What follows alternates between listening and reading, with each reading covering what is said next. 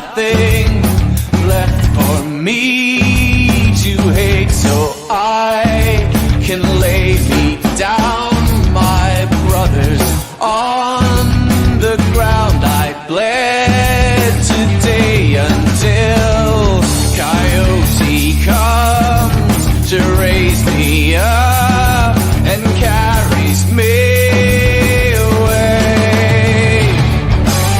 to go. Leave me, run like you never did. No, believe me, run like you never run before.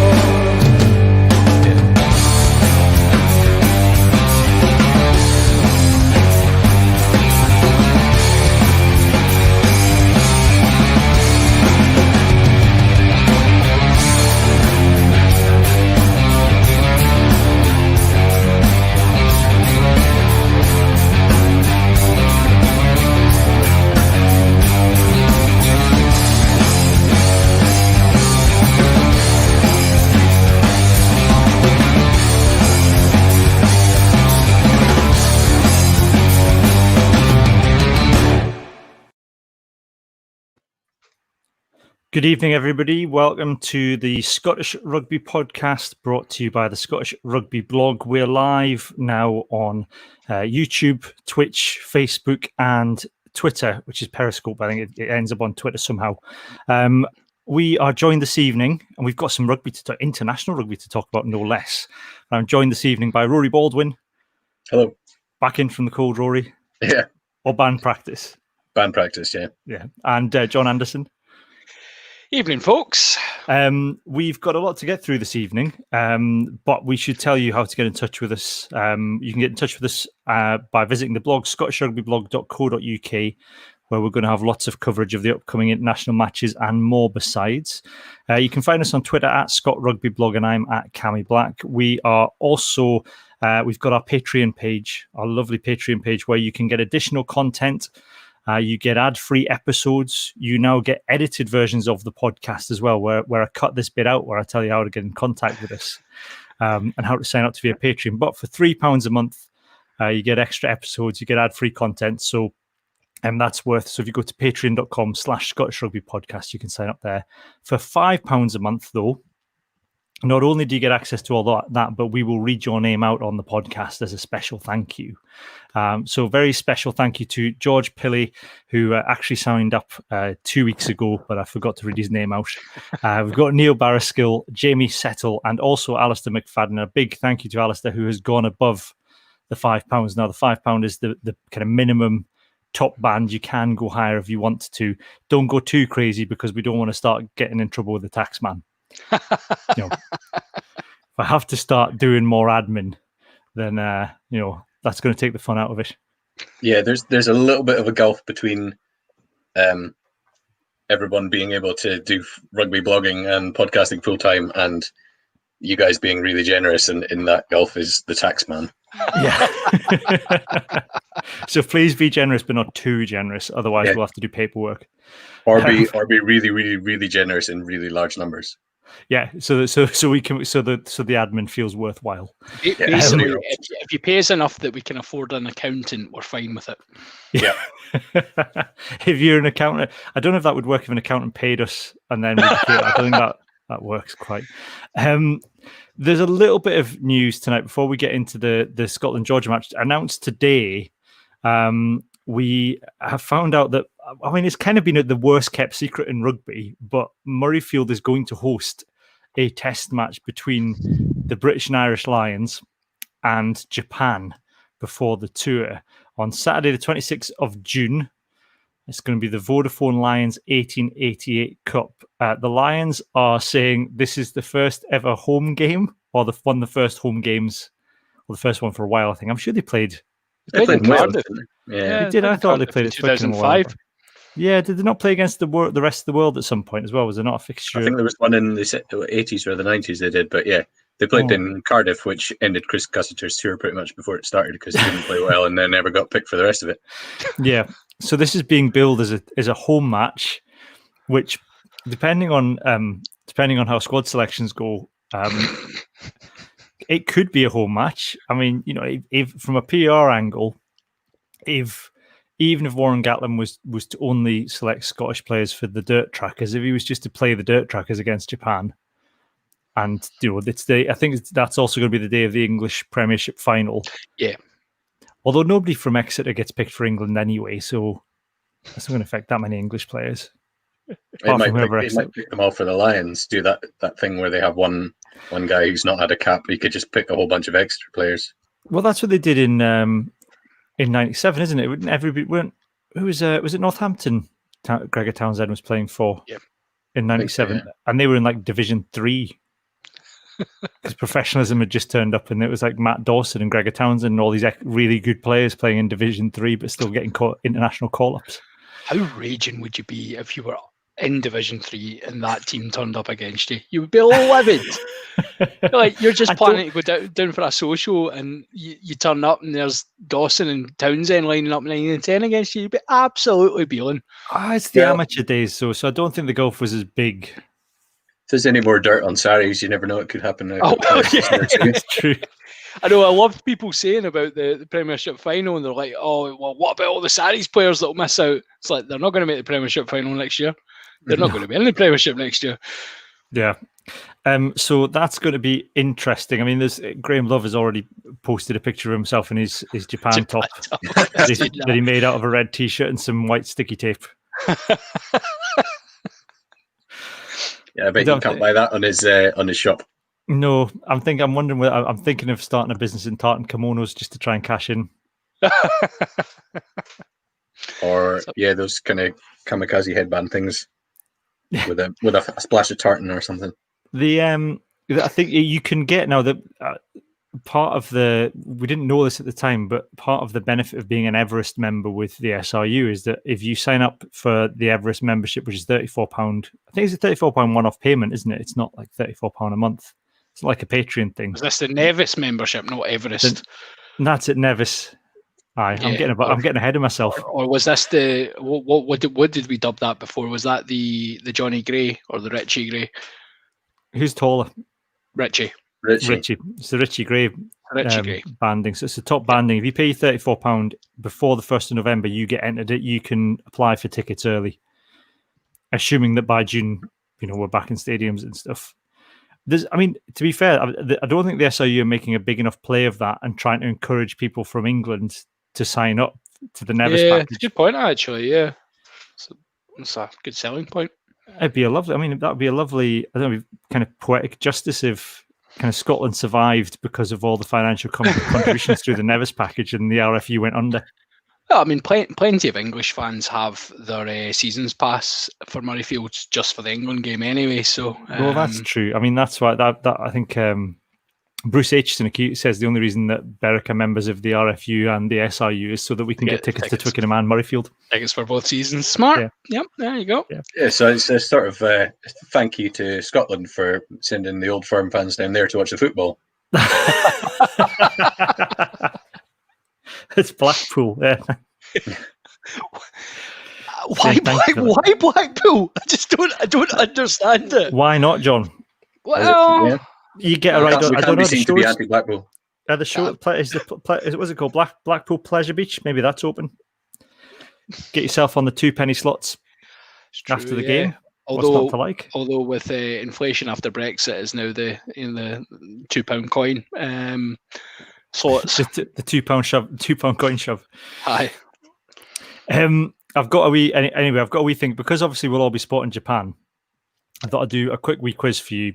So I've translated some famous Scottish sayings that you might hear in Murrayfield on match day, and I want you to tell me what they mean. So the first one is Anata wa anata no o shiri ni anata no kuso shensa o tsukurasu koto ga deki masu. So what do you think that means in... Should we make him say it again, John? Didn't quite catch that. Well, it's something where the word appears same word appears 3 times. Well, that's Possibly. good detective work. That's as Might far it as be I got. something to do with chariots? Well done, John. Might And it well done for not involve? swearing. Yeah, might it involve a placing of a chariot somewhere? It is the famous chant of where you may place your chariot. That is correct. The next one is Anata ni soro tad ashiku shi nasai. I'll read that one back again. So Anata ni sor o tadashiku shi nasai. Well, Anata was in the last one, so it's either O or U, maybe. You. Oh, that's a tough one. That's a very tough one. I mean, they're all tough because I don't speak Japanese. speak You're speaking Japanese to us. So. It'd be pretty pointless. It'd be a pretty pointless endeavour. This, if you did, though. To be fair, Well, yeah, no, Yeah. it'd just be you commenting on my pronunciation. So yeah, it's a good job I've not been doing Japanese Duolingo on lockdown. Genevieve has been actually, so I should probably give her a shout. But is this something to do potentially with? I'm going to speculate. This is something to do with overpriced pints. So that ordering overpriced pints. No, it's get it right up you. I was going much more highbrow. And the last one is Dari ni taishite. And that is Japanese, I'm not swearing. Dari ni taishite.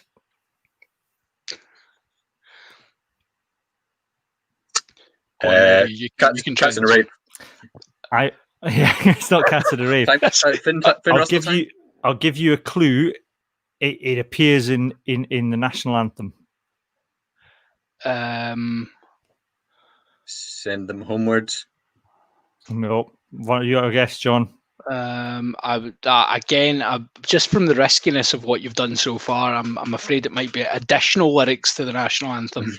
It is additional lyrics, but not the ones you're thinking of, John. Which I like the fact you went straight to those ones. It's actually the other ones. It's against who? See, yes. I don't think it quite scans. Proud Ed. What is it? How would it go? And stood against him. Daddy ni taishite. I really hope Japanese people decide to just embrace it and go with that. That I don't see. Well, why not? Greek should be teaching them. I'm sure. Yeah, I'm sure once Mr. Greek sees this, he'll get a retweet on the Go for his fans to have a look and mock us friendly. The big game, though, that we're talking about is Friday night, 7:30 kickoff on ITV4, home of Murder, She Wrote, and now home of International Rugby. We've got Scotland versus Georgia. I really hope they stick Hot Fuzz on afterwards as well, because what a night that'll be. Point of order. I did say that Colombo is mostly on 5 Star or something, but they do occasionally have Colombo episodes on ITV4 as well. So you were correct in your original. They do. They have the better Colombo episodes because 5 Star have got the rights to the later episodes, which are rubbish. Well, yeah. I mean, I've watched just about all of them at this point, and every Sunday I check through 4 back-to-back Colombo episodes on 5 Star to see if it's one we haven't seen, and we've seen them all now that 5 Star have to offer. But occasionally ITV come up with a good one. You 5 Stars generally like the ones where the guest stars Billy Connolly. Yeah, they do have a lot. I mean, they've got all the early ones, or a lot of the early ones too. But yeah, the kind of later ones. Billy Connolly play a tennis professional. No, he was a movie composer. Oh, that's right. Yeah. Anyway, we digress slightly.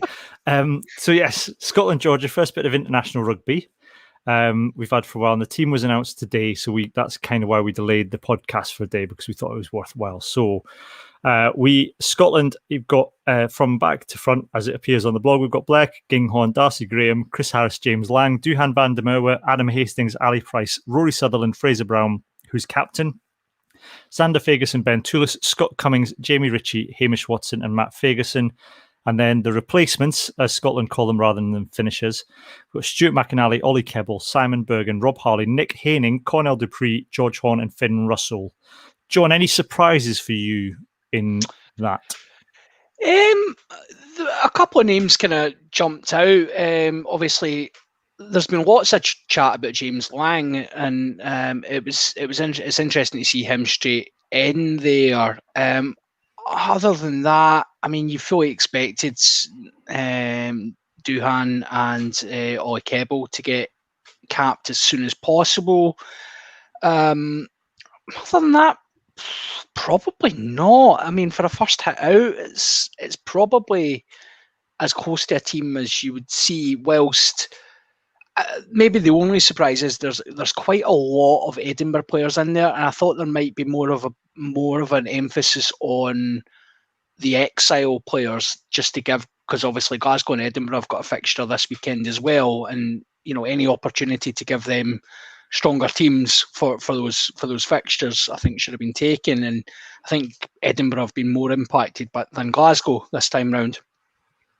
Have Glasgow announced their team for Saturday yet? No.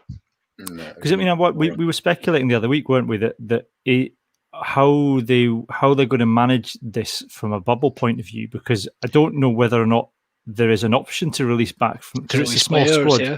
I don't know whether or not there is now an option for players to go back and play for Glasgow and Edinburgh if they're within the international bubble. Yeah, no, absolutely, and I think that might, perhaps that is the kind of logic behind it, and they've obviously thought, well, you're international rugby players now, so you have to stay here for a while, and we'll have to get the 14-year-olds from the academy up and running, playing senior rugby. Like the good old days when you get called up to play when you were far too young to be playing against adults. I think that's what's going to happen. It is a kind of an interesting thing, because I think Gav Harper was reporting that Tom Gordon's been training with the squad and Jaco van der Volt's been seen hanging about as well. So there are other guys around the squad, but Sean Maitland has been released to the Barbarians. Yeah, so it is all a bit strange, isn't it? At the minute, kind of like. Yeah, I mean there were pictures on Twitter earlier of the Scotland women training, and a lot of them seem to be wearing masks in the photos that I saw. I think, unless my eyes deceive me or my memory.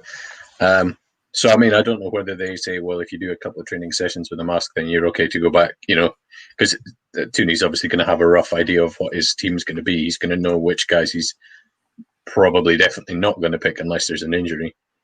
Obviously Grant Gilchrist and Damien Hoyland, they reported they've been released back to Edinburgh, but they're injured now, so Edinburgh can't play them either, which is probably not great news for Edinburgh. No, I mean, any surprises for you within that, Rory? I mean, I didn't. There wasn't. I suppose it was the Hastings Russell thing, but I guess Hastings the kind of incumbent. So yeah, I mean, how many times we go with that? Yeah, I mean, the like John said, the midfield, Harrison and Lang, that's probably nobody's idea of a good time, but that probably means they'll be amazing. They'll come out and silence us all with with pace and verve. I mean, it's not the front row looks like Scotland's first choice front row. They obviously don't want to give the Georgians too much of a set piece kind of platform in the scrum. So it's almost like they've had no choice but to put the top props out to just kind of preserve their game plan. But I don't think you could say that there's much in the way of first picks that we'll see. It's good to see Darcy Graham getting a run. Blair Kinghorn's not long back from injury, though that's a wee bit of a concern. There were a few guys on the website who were sort of suggesting Hugh Jones, given his recent adventures at fullback, might have been an option in there. I suppose, though. I mean, and this seemed to be the big thing on Twitter today, that people were saying you've only got two backs on the bench. Mm-hmm. I mean, but it's George Horn and Finn Russell. That's like having that's enough to change the game right there. Yeah, but I suppose within the starting backs and on the bench, you've got versatility. I mean, again, Gav Harper was pointing out on that George Horn ended up, I think, on the wing against Russia. We know Finn Russell has played 12 outside of Adam Hastings, in that last 20 minutes, that glorious last 20 minutes that we had of, against Fiji. Then there's Hastings has played fullback. Against Harris has played wing. It's almost a guess as what the what the final backline will be once, if there's something odd happens or if Russell comes off. It's interesting, isn't it, that probably Ali Price and Doohan are the only ones that really have probably like a single position, and you wouldn't necessarily want to see them anywhere else. Ali Price played the wing against And England even Ali Price with is that in game. Yeah. That game that we don't mention. With that shall not be named. But I think there is a lot of, there's a lot of versatility out there, and people. Lang can play 10 as well, which is obviously another option. So if all sorts of madness happens and we end up with Lang kind of having to fill in there, then that's an option. And at that point, we're probably putting Cornell Dupree in the centre, so that could be interesting. Yeah. Well, I mean, if you think about who really kind of missing, Gray and Hogg and Skinner, I suppose. So, you look at that team and you think, well, Gray comes straight in for Toulouse, Hogg comes in for Kinghorn, Skinner potentially comes in for Cornell Dupree or Rob Harley or Nick Hainan and any of those ones. Probably Rob Harley, actually, because Rob Harley's would providing lock and back row cover. He's the 4-6. So actually, within that, I mean, maybe Matt, but again, Matt Ferguson's in there, but I don't know who else. Really, it's kind of someone from the bench is going to come in and replace him. There's no, but I suppose Sam Johnson hasn't had much game time. He's maybe the only name that's missing there that isn't involved in a Premiership final that might kind of walk straight into the side where he match fit against Wales. Yeah, or Sean Maitland. Yeah, I mean, the thing that I found quite interesting was it's almost like a trial, a national trial for the number 8 shirt, because we still don't really have a clue who's playing number 8, and he's basically put all three of his options on the team. So he's probably going to just say, right, whoever plays the best can have the shirt against Wales. Maybe, I don't know. So it might be. Well, Cockers has decided that Hanning's a second row now, so Is he? Yeah, he tried that. It's that ballet training. Well, exactly. I mean, it would make for a good lifter, that's for sure. But yeah, no, I'm not convinced that Nick Haining and all his massiveness is going to be an effective second row. It depends, I suppose, what kind of number 8 he's looking for. I think that's really anything we've ever really got to the bottom of that with Scotland. It's not. I think we've imposed our own idea. I think not just we as in on the podcast, but Scotland fans in general have imposed their own idea of a Billy Vunipola style, crash ball 8 who's going to make yards with ball in hand, and we've never had that. But I'm not actually sure that that's necessarily what Townsend has always done with his 8 anyway, John. No, he hasn't. I mean, he had at Glasgow, he had Strauss, and Strauss done a lot of that heavy carrying and could be really devastating. Unfortunately, that didn't really translate to the national scene or the international scene. But I think he's got 3 very different 8s there. In that Haining's probably your closest to your kind of Bosch merchant, as it would be known. Cornell Dupree's got a bit more he's probably more of a ball player, and Fagerson's probably in the middle. What I've noticed about Fagerson in the couple of games this season is, again, I know he gets sent off last year for kind of let's say that aggressive arm into the contact, but he seems to have dialed that up a notch further this year. So it's either going to go, he's going to be absolutely smashing people out the road, or he's going to get sent off, and I don't think there's anything in between. Yeah, I suppose the other thing, Rory, is that really your ball carrier in the back row is Hamish Watson, who just pings off people. Pretty much, yeah, bounces around. I did forget about Blade Thompson, who's also in the squad. Injured, yeah. But is he injured? He'd come off against Edinburgh. No, against Glasgow. Sorry, he came off against Glasgow. Well, that would explain why he's not in the team too. Yeah. There was talk of rib injury, I believe it was. Because he could have put him in instead of Rob Harley, and then definitely had all of his number 8s. Oh yeah, just everyone, yeah. But I think we've talked about the fact that Rob Harley's having, we're in the middle of a Rob Harley renaissance, aren't we? We are, yes. Rob Naissance. He's got his dad. He's got his lockdown dad bod. He's rocking it hard. I know, but he suits it. Yep. He wears it well, and he's like you said, John. He kind of is. I think we'd all written him off as well. That's him back at Glasgow, and he'll do a job and he'll fill in. But he, someone's lit the fire underneath him, and he seems to be playing some of his best rugby in years. Yeah, he is, and I think it's good in a sense that you've got these bigger squads just now for the international window, and guys like Harley are getting maybe rewarded for some of their good form.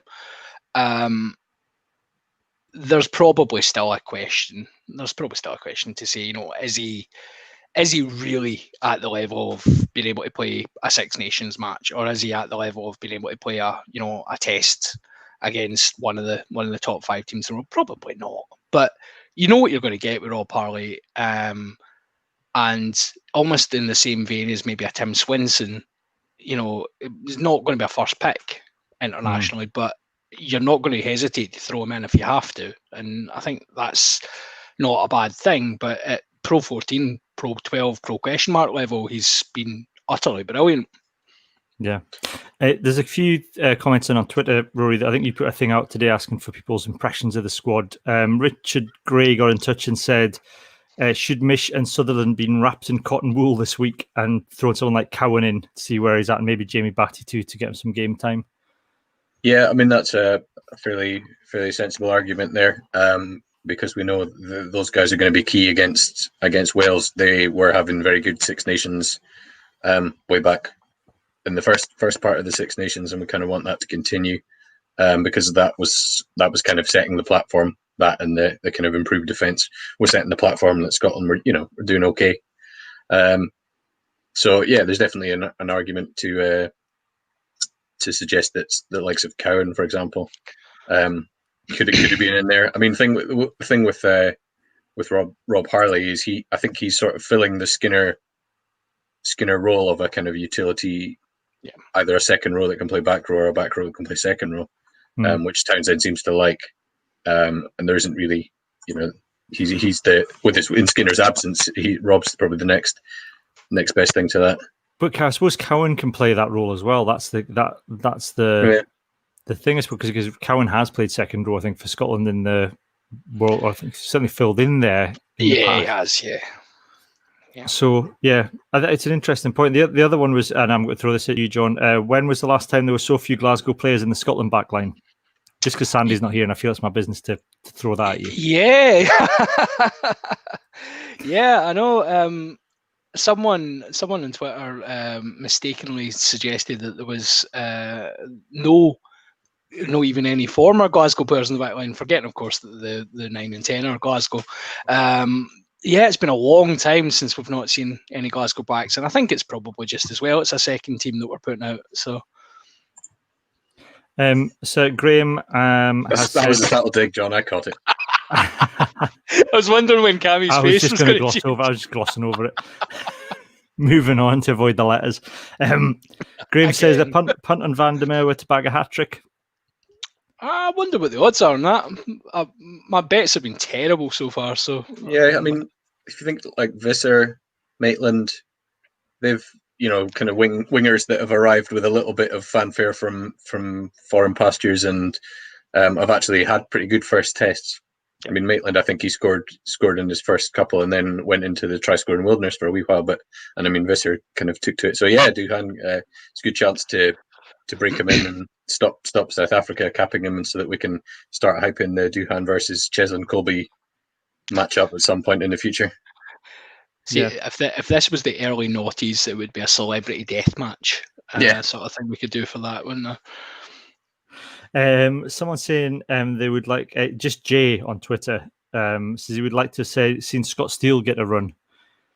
I think the problem with some of these players that are kind of on the fringes is we're not if we were in normal times and this was a normal kind of test and we'd had a full season of normal autumn behind us, then I think there'd be an argument for that, but we've not. The Glasgow players have had, a handful of games. Edinburgh players have had a few more because they've maybe had more meaningful games.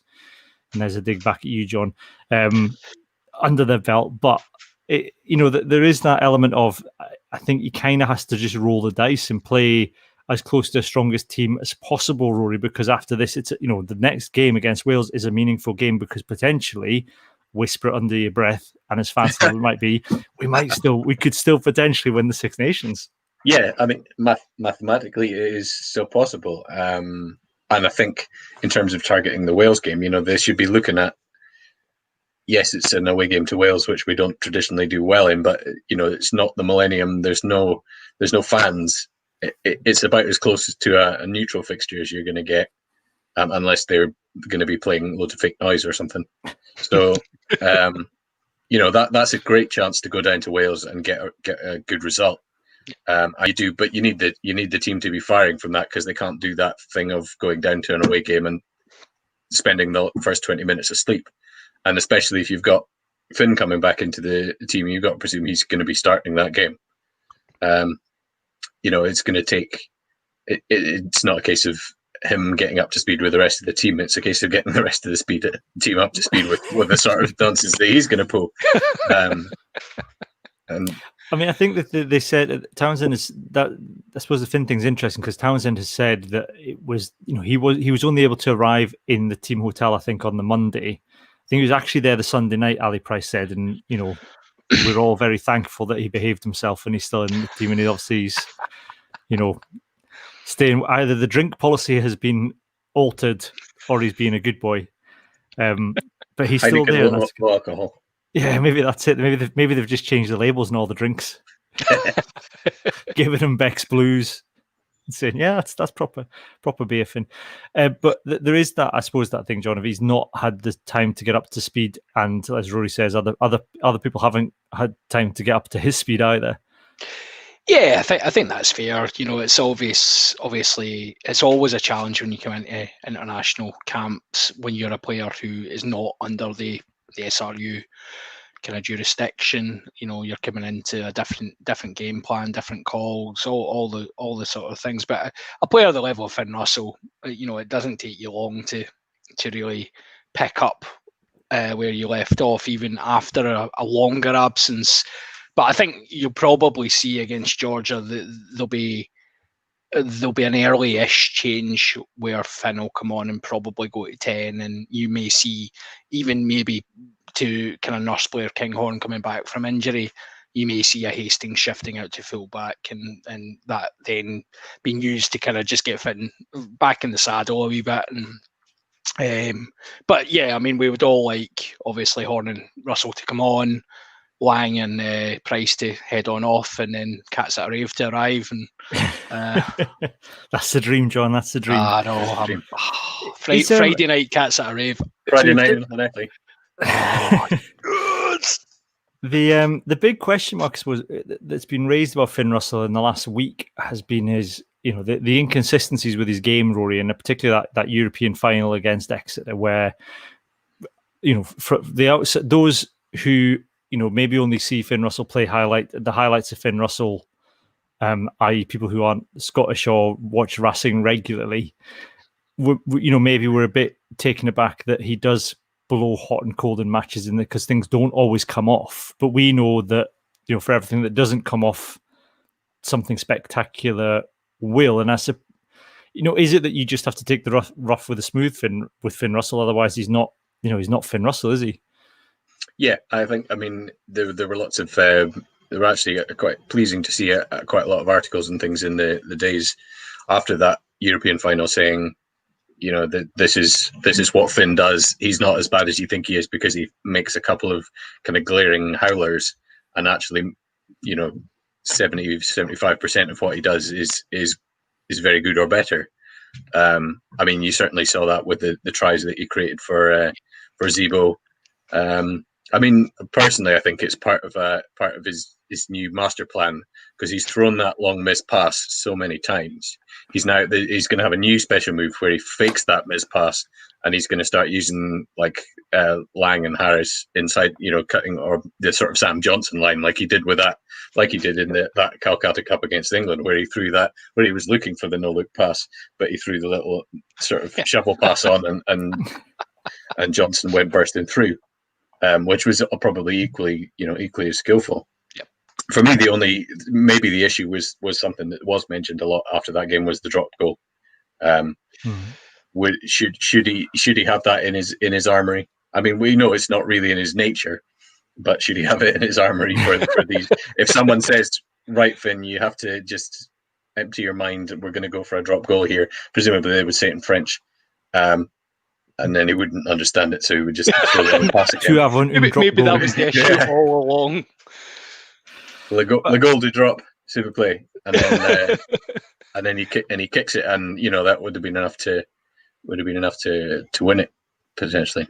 Yeah, but what he would have probably tried is, rather than drop goal, he would have dropped it and then dribbled it through someone's legs before throwing a no-look pass out the back to nobody, and maybe they'll go the length of the park and an intercept try, or they'll end up, it'll bobble up and they'll score under the posts. It's you just never know what he's going to try. I think the drop goal thing. I said that Alan McDonald with the fantastic triple bluff. I like that. Yeah, a fake backwards knock on. So he's pretending to fumble the pass, but he makes sure he does it backwards so he can then kick it. Well, he can juggle, of course. He can, yeah. I saw that video earlier on. That was good. I suppose it's that we don't know, and I think this was what frustrated me with the drop goal chat, is we don't know who was calling that, and he's obviously part of the leadership group at Racing, and we know he's heavily involved in discussions around their attack, so he would have had a say in it and potentially could have called it, but. You don't know you don't know if the forwards are saying, no, we want to keep trucking up. We think we're wearing them down, or we think the space out wide, and we can finish the game. So it's on the one hand, yes, he could have dropped back for the drop goal, but if we don't know whether he was, for all we know, he was screaming, "I can drop back and get a drop goal," and he's got the scrum half or the forward saying, "No, we're going to keep sticking up the jumper and going for the try line." There was 5 minutes on the clock as well. So you're just we'll come to that in hands in the ruck. It wasn't. I mean, it wasn't the last gasp, but I mean, his scrum halves didn't really cover him in glory in that game anyway. No, they didn't. They should have hooked to Rebarin after about 10 minutes and got Mashno on. It was pretty dreadful, wasn't it? Yeah. It's a good game though. Great game to watch. Great game of rugby. One of the best I've seen as a neutral in a long time. It's cracking. It's dull, isn't it, if people don't make mistakes? Oh, yeah. You don't want that. That's like watching Leinster. Nobody likes Leinster. Yeah, that's true. Nobody does like Leinster. Exactly. True, that's why, because they're too good. I'll ask for your prediction. I mean, I don't think anyone's predicting a loss here. I say kind of waiting for next week when I've got to replay that clip of me saying nobody's predicting a loss here. But Rory, what should Scotland be targeting out of this game? I guess that's the big question: is what are they looking to get out of it, other than everybody coming through unscathed? Well, it's not really a competition, but equivalent of a bonus point. 4 tries would be nice, and obviously the win. Is get Duhan on the board. Yep.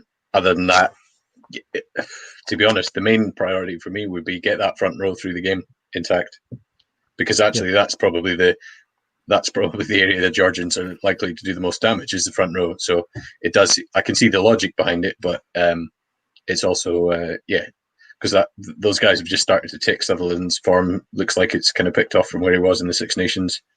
Fraser Brown at the moment looks far better of the 2 hookers choices we've got, and Zambags has had a great couple of games for Glasgow.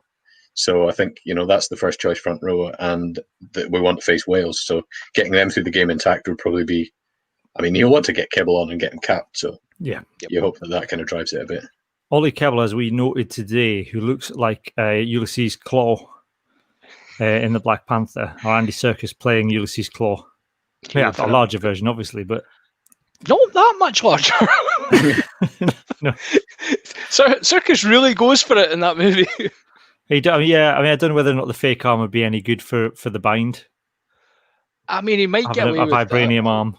I mean, he does get pinged a lot for his bind, so maybe he does need a vibranium arm. Maybe that's what's happening in camp, and it's actually it's part of a multi-stage transformation, and the blonde hair was just the first part of it, and it's actually to hide the vibranium injections he's getting. Who knows?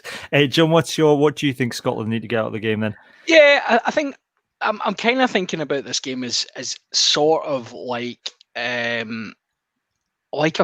Formula One test almost. The very first sort of shakedown, I think they call it, when the cars go out and they run and they just test all the systems and they check everything's working as they anticipated. I think that's all we're kind of looking for, just making sure we're getting the cobwebs off, getting guys like Duhan kind of running the lines that we want to see, getting everybody kind of functioning as best as we can, because obviously we've had limited minutes for these guys coming into camp, and we don't want to peak now. We don't need to peak now. It's about kind of the competitive games that are coming, and we obviously have to think about the autumn series and consider that competitive as well, because obviously there's Jeff Bezos Cup is up for grabs. Exactly, yeah. And we don't, for once, we don't want to end up playing the last game at Murrayfield, because I had a terrible time of it against Georgia again.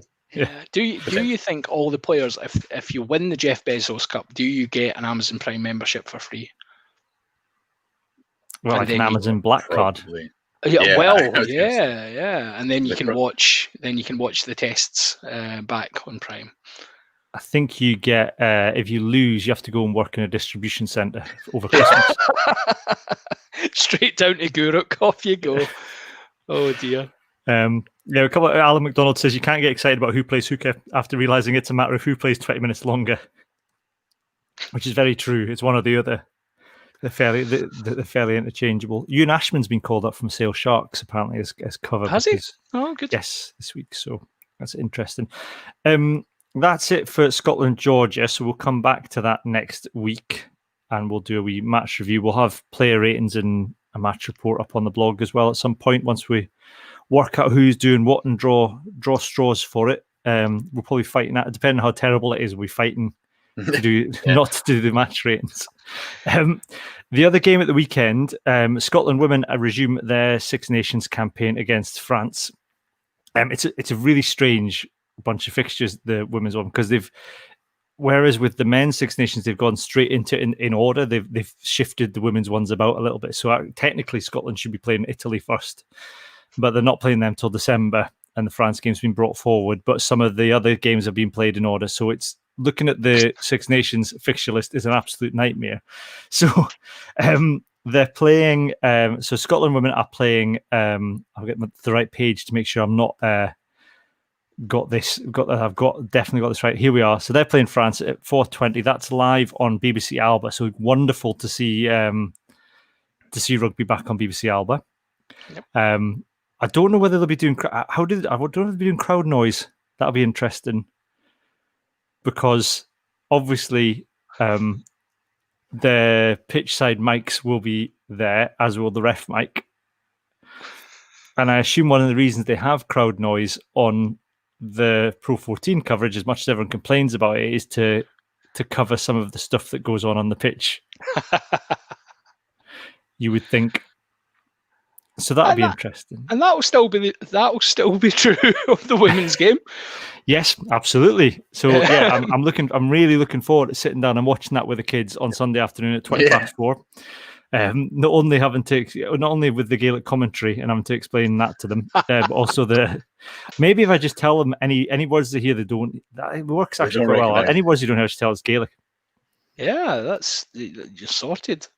Yeah, we'll be fine. So it's a really hard game for Scotland women, because a lot of the squad are based in Scotland. For Scottish teams who haven't played since lockdown, they've been in training. Premier 15s players have had a couple of games under the belt, so you've got your you've got a plethora of players at Loughborough Lightning, and a couple elsewhere. So we've got Abby Evans is at Darlington. There is Rachel Malcolm, and who else is at Loughborough Lightning? Leah Bartlett is at Loughborough Lightning as well, and Helen Nelson is another one. I'm looking here there. So I was like, there's quite a small squad that they've named, and it's Brian Easton's taken over coaching. France, on the other hand, they've been playing. Their players have been playing since September. Not only that, but they're up there with England in terms of the top two sides. England and France really are the top two sides in Six Nations. It's going to be a difficult game, John. This for Scotland. Yeah, I mean, just from the very fact that some of the team have not really had a competitive fixture of any sort. It was always going to be a difficult ask, and we do struggle against France usually anyway in the women's games. So you would kind of expect them to struggle anyway. I just hope, and I kind of hope like a proper French team turns up and we don't know what they're going to do, and they just do mad stuff. And A French then team. a French team, Yeah. like a proper French team, and then it kind of gives Scotland a chance to get into the game, because I would really after.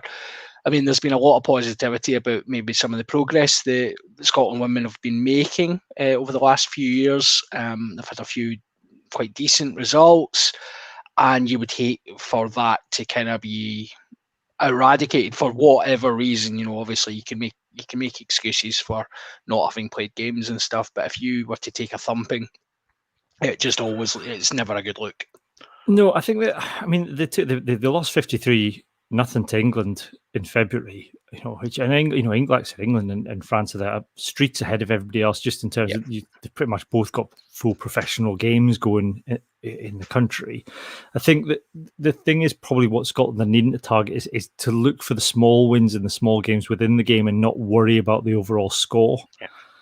To try and kind of win a couple of battles and really kind of come out having maybe given France a scare early on, or kept them within. And this, I'm not wanting to do them down at all, because I think the women's team have done. But if they keep within 20 points of them, I think would be good, given that France beat Wales 50-0. Yeah, true. There's an opportunity, I think, for Scotland women overall, because they did come close to Ireland. They, at the minute, they've only played 2 games. They're 5th out of 6. Wales are bottom. I think there's an opportunity for Scotland women to kind of overtake Italy and end up kind of mid-table. I think that would be real progress for them, Rory. Yeah, I mean they've really got nothing to lose in terms of this tournament. Philip Doyle was he looked like he was kind of having a positive effect, but obviously I think his contract was up in December. It may well have been renewed, but he's kind of stepped down due to, I think he was shielding from COVID. So obviously they've had an interim.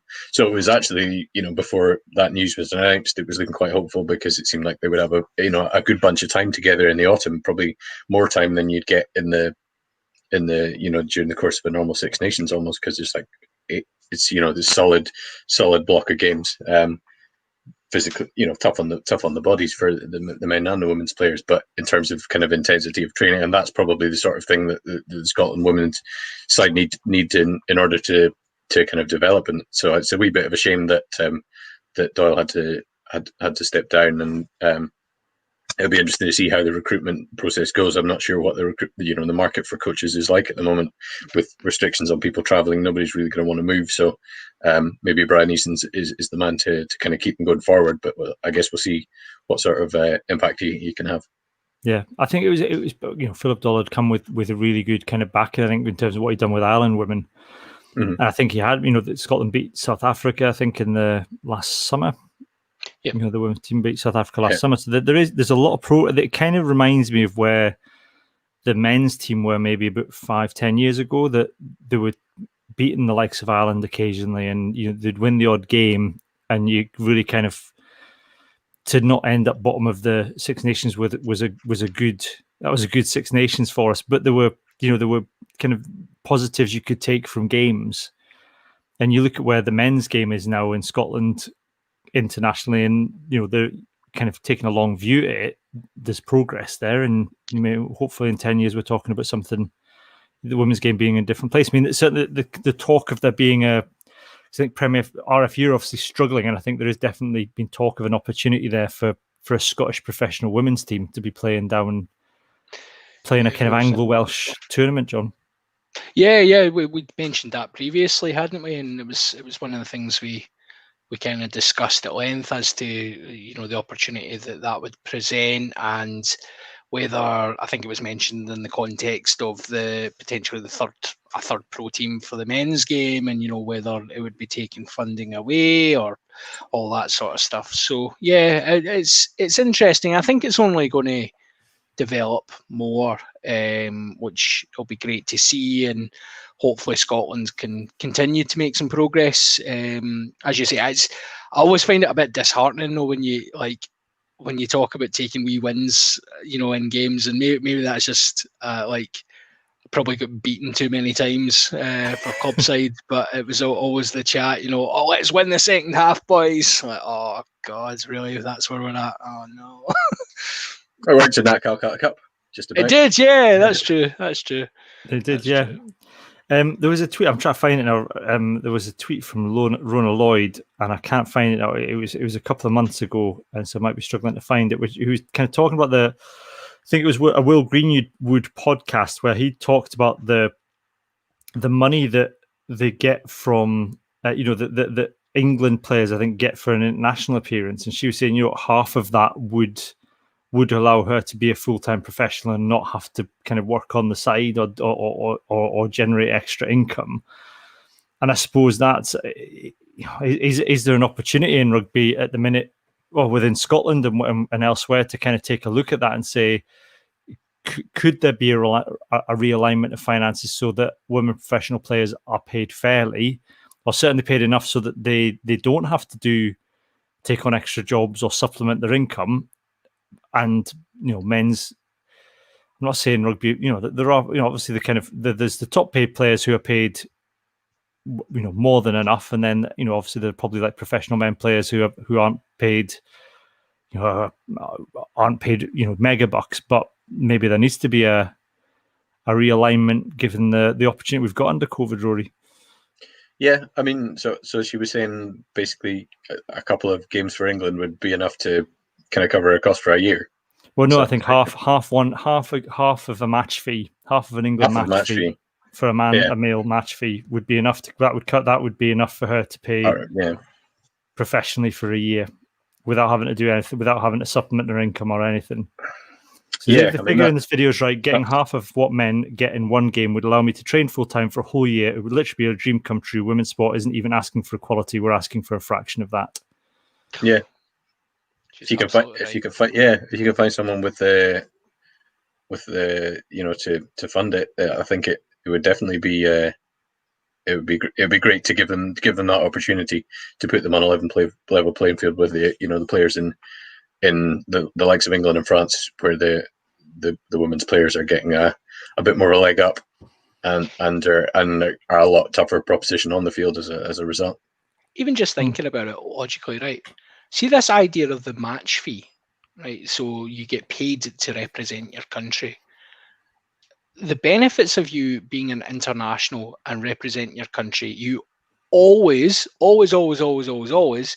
get more bargaining when you start to negotiate contracts with clubs. You get paid by your club. You get a good salary from your club.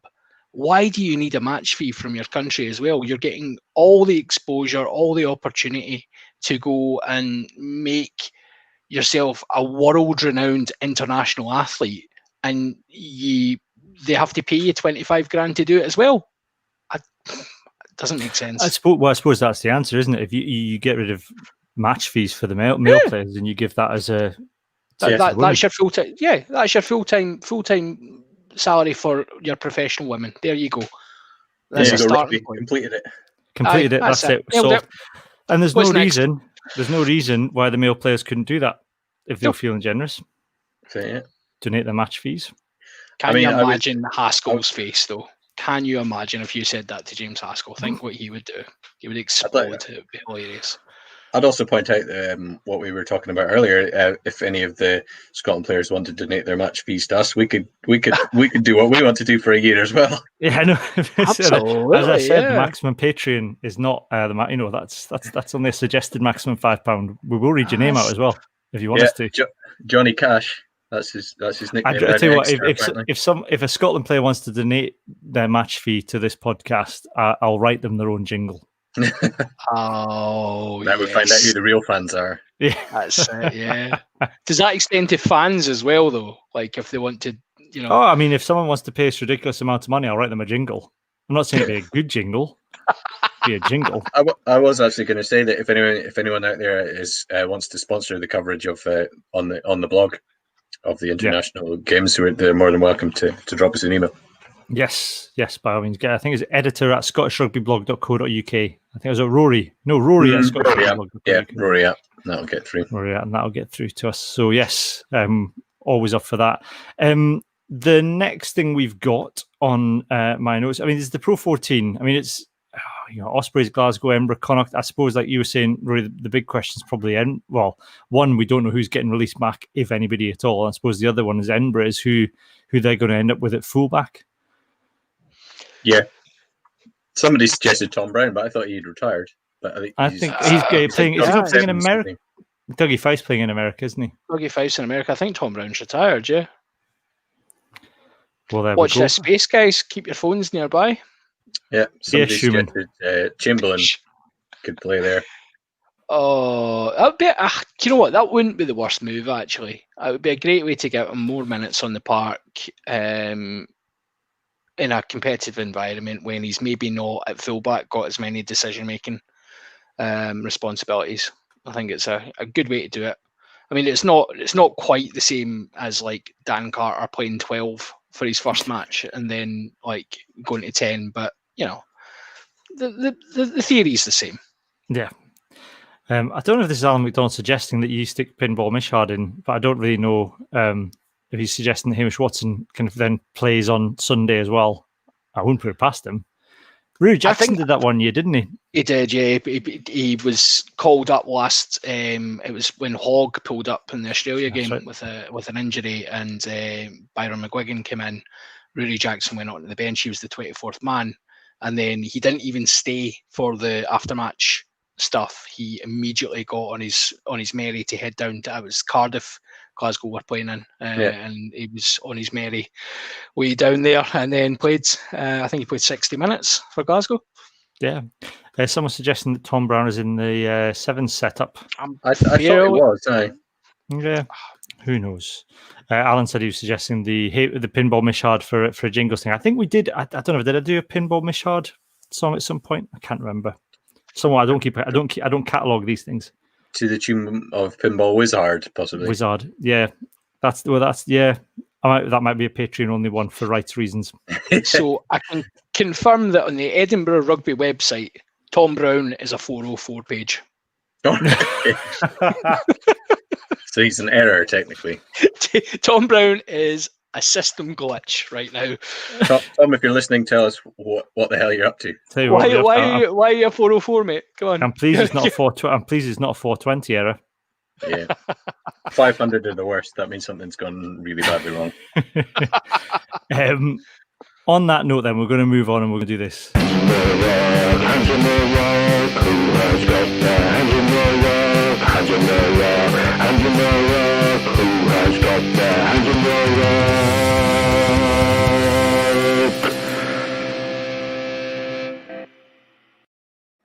Yes, it's Hands in the Ruck. It's our Any Other Business section of the podcast where we ask you to get in touch with things that have annoyed you, things that have pleased you from Scottish rugby and further afield.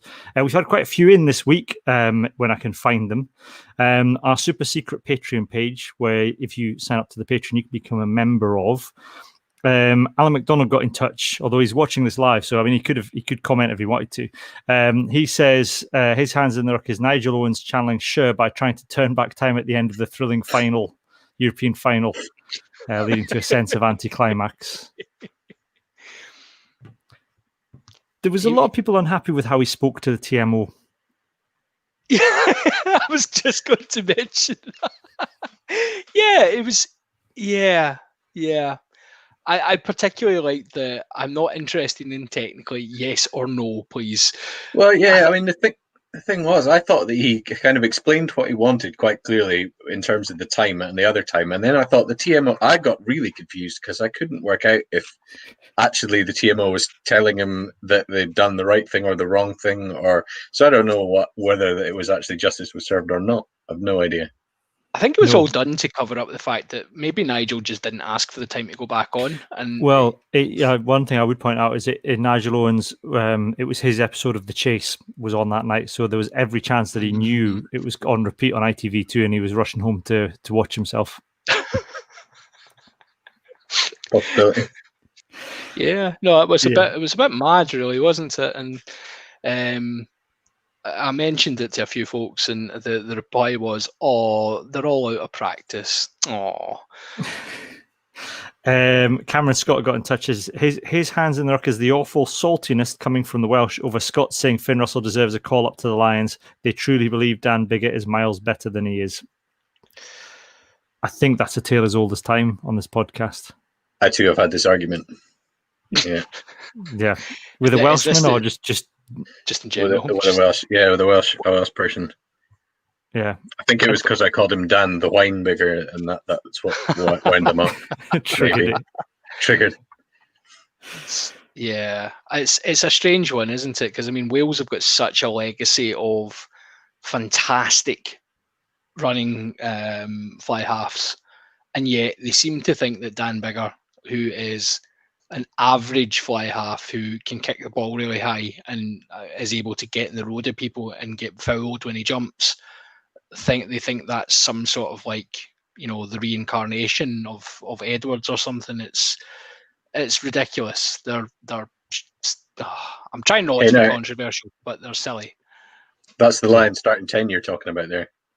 Well, exactly. He's not even first Big Ten for Wales anymore. Is he first Big Ten at Northampton? I think so, yes. Probably. Yeah, they're Yeah. spending a lot of money on him. They couldn't really just justify having him. Yeah.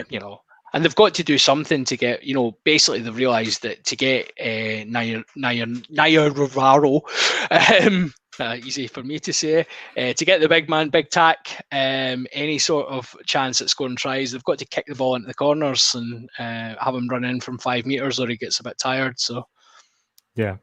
The other hands in the ruck was the Shield got in touch to say hands in the ruck has to be about Sam Hill, Algo Klein's hands in the ruck. This is a magnificent turnover. From the side. Yeah.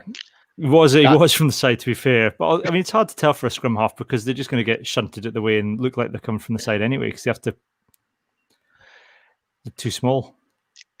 I think Nigel Owens has come out and had something to say regarding his inconsistent performance at the weekend as well. I think he'd thrown an answer to some of his critics.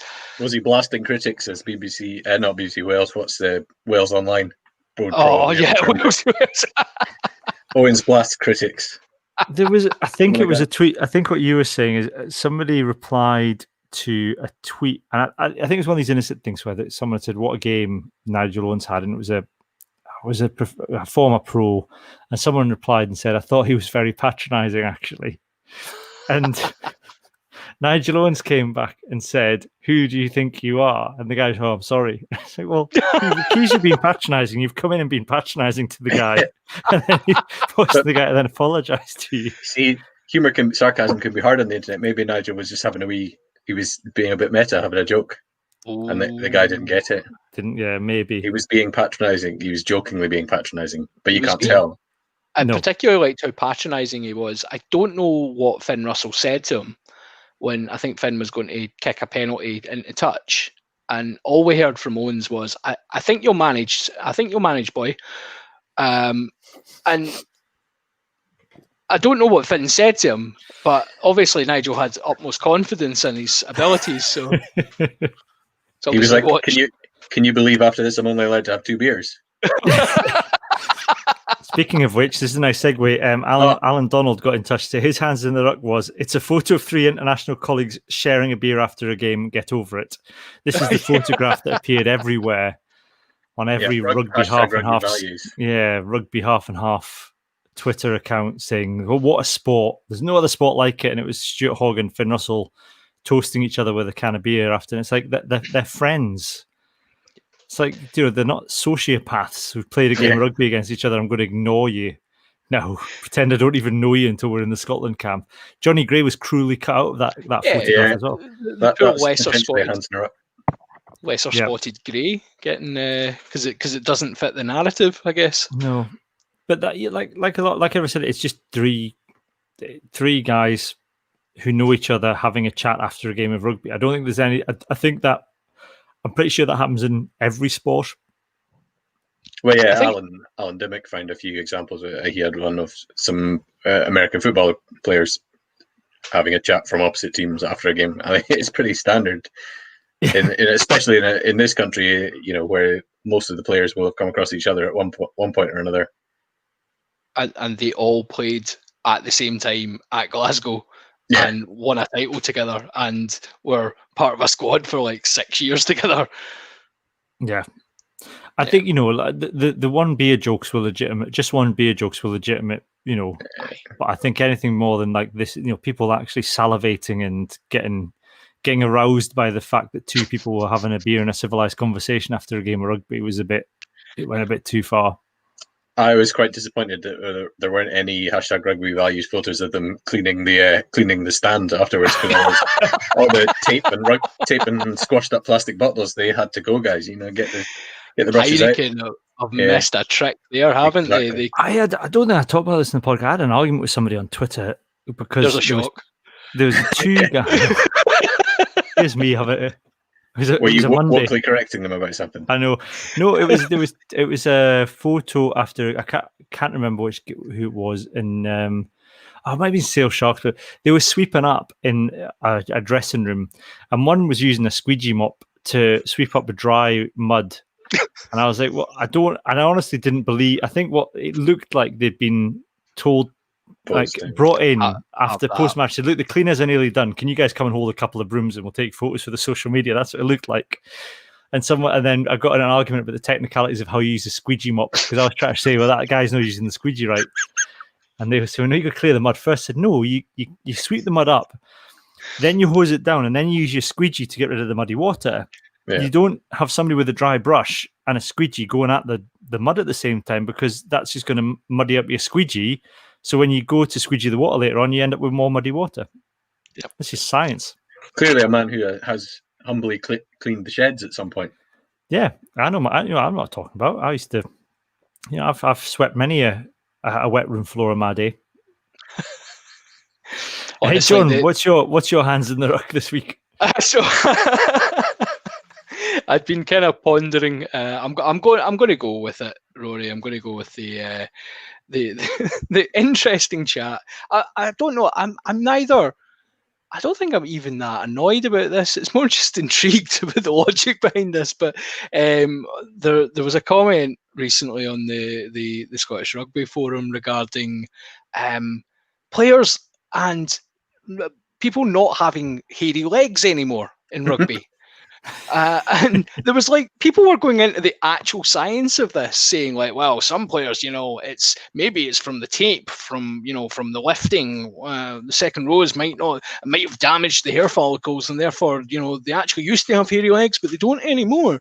And some people, maybe it's all that kinesiology tape they have to put on. And so I was thinking, this is bonkers. Why are we? Why? And someone commented saying that that the person in question's TV must have been much more HD than theirs, because they'd never really noticed and never really got those close-ups to find out. So, but I guess it got me thinking. I mean, I've never really contemplated the hirsute nature of Scottish rugby players in any way, shape, or form. But you got to contemplate all of life's mysteries.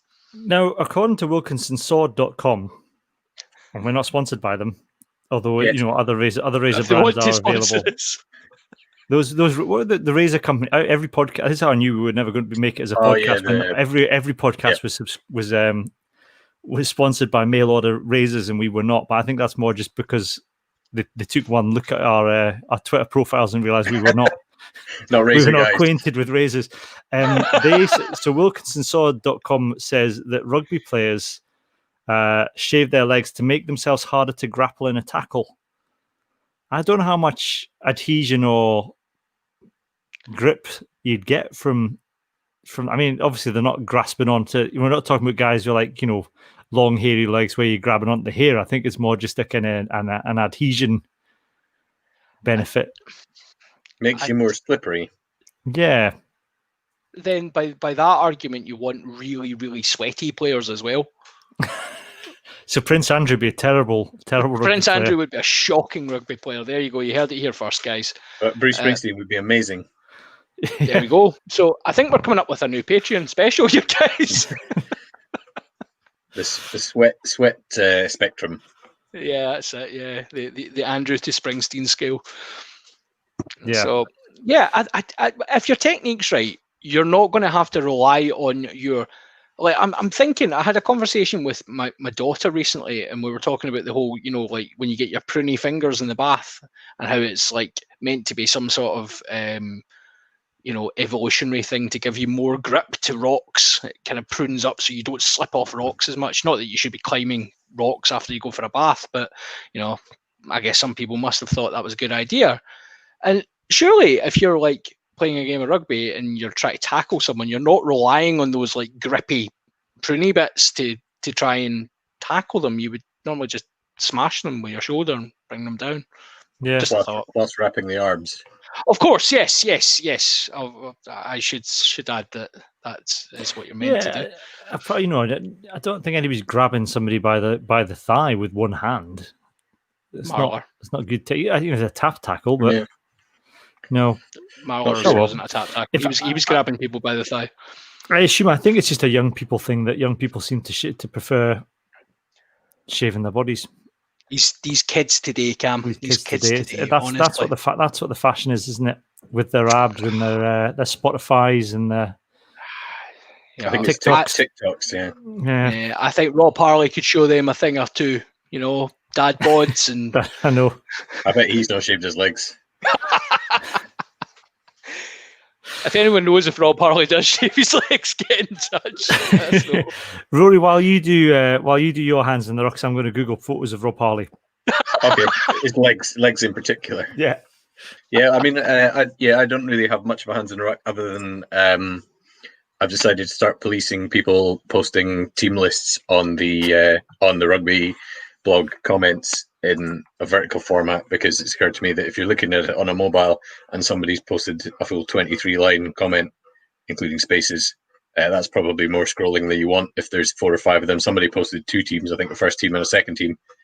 So yeah, we're telling everyone to post their teams in a single line paragraph sort of thing, like we do on the site itself, to keep things neat.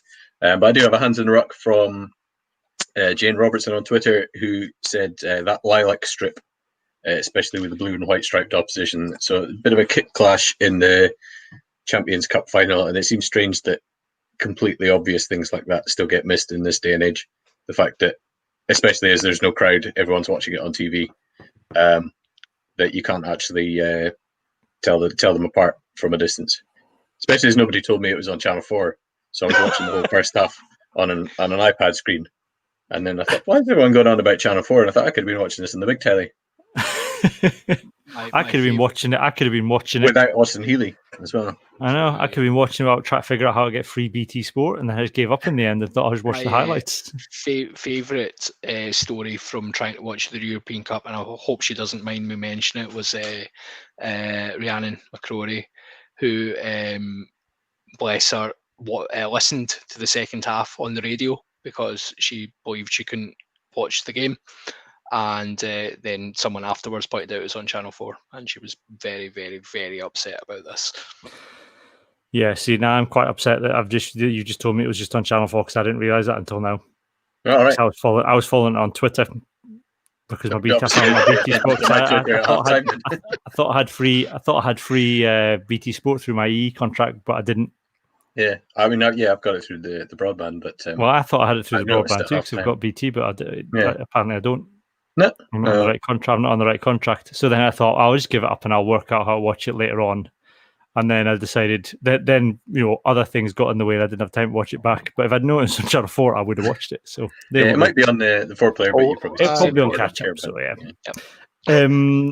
anyway, my hands in the ruck is it was a tweet by Rob Kitson off The Guardian, who was complaining that rugby had lost its soul because Leicester Tigers have sold the naming rights to the stadium. So it's now the Mattioli Woods Welford Road instead of just Welford Road. And he was bemoaning the kind of lack of, the loss of rugby soul, and said, I'm never going to call it anything other than Welford Road.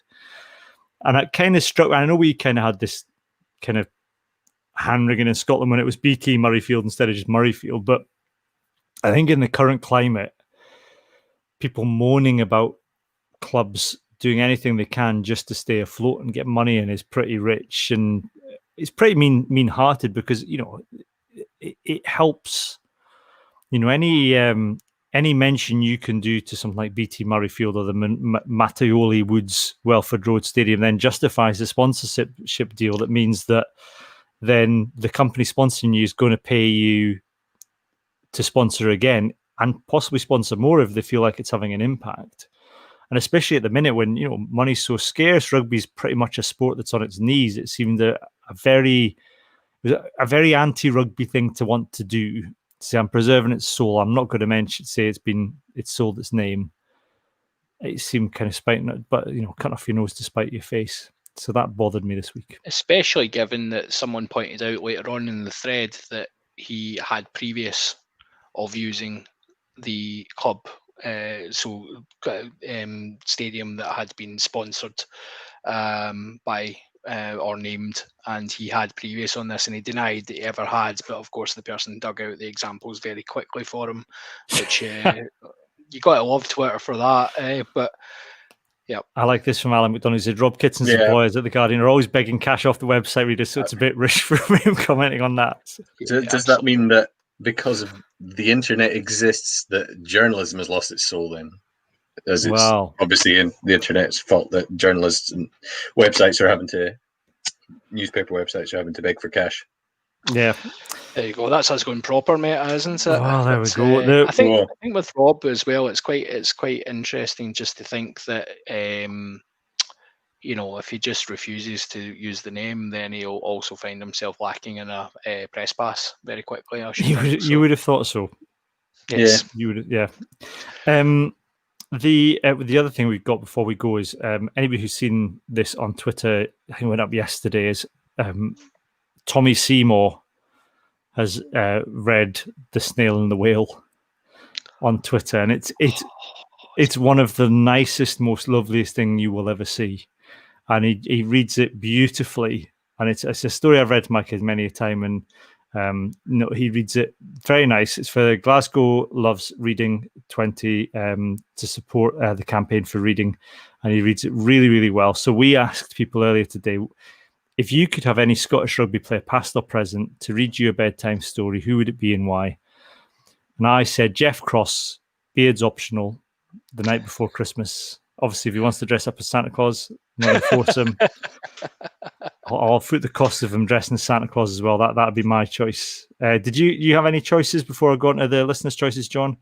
So I was thinking about people I would like to read a bedtime story to, and I was actually thinking of one of my favourites for reading to my daughter was Where the Wild Things Are, and I was just thinking, who's going to be the most receptive in the current squad to that?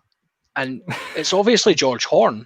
I think he would just sit there. I think he would sit there cross-legged and just be like totally captivated by it. So if George is up for that, I'm happy to read that to him.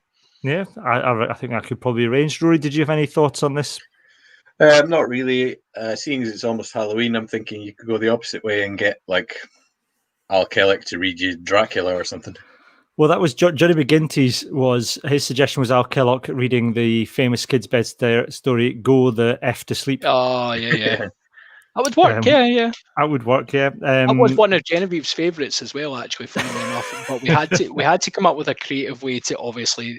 So we changed the F bit to bloop, and it's quite a funny story if you change F to bloop, and then obviously there's other swear words in there as well that you have to get creative about. When you're pretty sleep deprived, it's a bit of a challenge.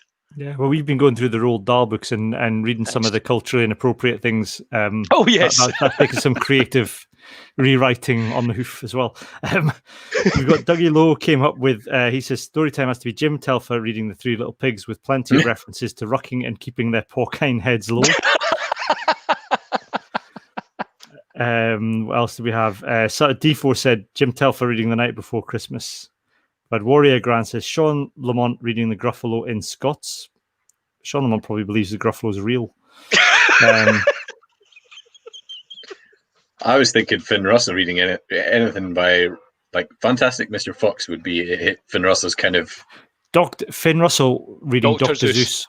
Perfect. Green eggs and ham. There you go. I like, though, this is Martin Bell. This is the one we're going to end on today. Martin Bell says, given today's Lions bombshell, I'm assuming that the legally mandated Lions chat could also cover the bedtime story request, in which case I'll have Warren Gatland reading The Lion Who Came to Tea. Nice. So for our Patreons, I will read a version of The Lion Who Came to Tea. Nice. Involving a lion who comes to tea and maybe has one too many beers and is asked to leave.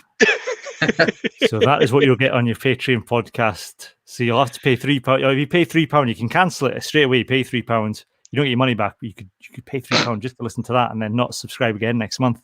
It's the pay-per-view.